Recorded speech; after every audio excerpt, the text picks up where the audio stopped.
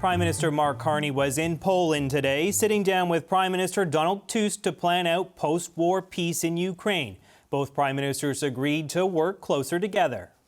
So we're together working side by side in Ukraine, together side by side in NATO. And if I may say, we learned much from the Prime Minister, from his government, including the importance of pulling our full weight in NATO. The meeting comes one day after Carney joined President Volodymyr Zelensky in Kyiv to celebrate Ukrainian Independence Day. Your fight is our fight. That your struggle is our cause. And that your independence will be our victory. This was Carney's first official trip to Ukraine, where he committed to possibly sending Canadian troops in the event of a ceasefire. But with recent attempts by the U.S. to broker a settlement, what are the prospects of getting there? Witold Dzielski is the ambassador of the Republic of Poland to Canada, and he joins me now in studio. Nice to see you, Ambassador. Thanks for coming in. Absolutely. Thank you. So, do you think President Trump will be able to broker a peace deal with Ukraine? Do you trust his peacemaking abilities? Well, I very much hope so, and it is in the interest of Poland, of Canada, and of the allied countries for him to be successful. In the end, he represents the democratic nations in the struggle against a very strong, brutal, authoritarian regime and authoritarian actor, Mr. Putin. Under his plan, though, Ukrainian President Volodymyr Zelensky is supposed to sit down and have some sort of bilateral meeting with his Russian counterpart, Vladimir Putin. And to this point, it hasn't happened. It hasn't materialized. And the Russians are seemingly pushing back to this idea of the two leaders sitting down and hashing it out. Does it seem to you like the peace process is a little shaky at the moment, given that there's no movement on that meeting? Poland, similarly to the countries of the region, know Russian tactics quite well. We've been preaching to our allies for many years what is going to happen. Many of them did not believe us, and things have happened, and then people said we should have listened to the polls. So we support President Trump. We provide our counsel, both to him directly, and President Nawrocki will be, Karol Nawrocki, President of Poland, will be in Washington for a bilateral visit with the beginning of September. But also working with our European allies, in those conversations, Prime Minister Donald Tusk is heavily engaged, and the Foreign Minister Radosław Sikorski and many other actors. So we provide our counsel, and our counsel is based in reality and history of our global relations with Russia, I would say. So that's the way I would answer your question. Yeah, because Sergei Lavrov, who's Russia's foreign affairs minister, as you well know, was on Meet the Press American television over the weekend, and he, some people question his motives, obviously, but he was saying that there's too many issues that are unresolved. We can't possibly get together and talk things out, Russia and Ukraine. They don't seem all that enthused about this peace program that Trump is promoting. Well, Russians have a feeling of being momentarily the winning side. So it might not be in their interest to play along the proposals presented by Washington right now. But in their trickery, they at some point may just go too far, and it's happening. It's with the beginning of the full-scale, illegal, brutal war against Ukraine. It was Poland, the Baltics, UK, Canada, United States that had a sense what is going on, and we had to explain to many of our other partners what are the Putin's intentions. It did work. Now nearly entire Europe is convinced that this is that Putin needs to be stopped, and we have to stand against him. So we had the change of power in Washington, And President Trump has already changed his language. And he understands that things are a little bit more complicated. So he is already strong in the communication, and that language may get even strengthened, and that will be a serious problem for Putin.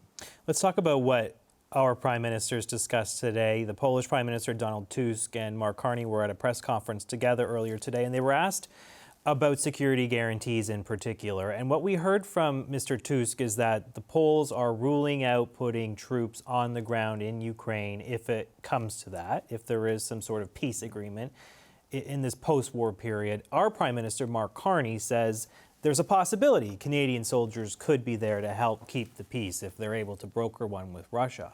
Why is Warsaw ruling out the possibility of putting soldiers in Ukraine at this point? We have a different strategic position and different strategic job in this regard. Poland is the number one, and has been for a number of years, base for the Allied support to Ukraine. We are, a strong, resilient country, being constantly attacked in a kinetic manner with espionage tactics by the Russians, with through the border. We have to. Poland needs to again remain a solid base that will be able to provide logistical support, organizational support, etc., for our allies to go in and provide possible support. And this is our role that we will continue. Both of them talked about, too, an immediate, complete, and unconditional ceasefire. There was a joint statement that your government and ours released. Russia's ruled out a ceasefire. Trump has been wishy-washy on a ceasefire, right? He's going into some of these meetings, he seemed to be open to it, but then after sitting down with Putin in Alaska, he said, I don't know if we really need a ceasefire. Maybe we'll just get a full peace deal. Why is Mr. Tusk and Prime Minister Carney, why are they still hung up on getting a ceasefire? Why is that such an important step, do you think? Because Poland and Canada are like-minded on very many topics, but also in this regard. We from the very beginning of the full-scale aggression, we have nearly exactly the same position. We want to preserve lives. We don't want the conflict to develop, and we stand for human rights, obviously, but for sovereignty, for legal standards, for international law. And this is from our country's perspective, this is the only logical, responsible way to act. And speaking of our relationship, there was this push today, too, to make us closer allies, or at least start the process of bringing us closer together, both kind of signing off on this idea of elevating the bilateral relationship to a strategic partnership.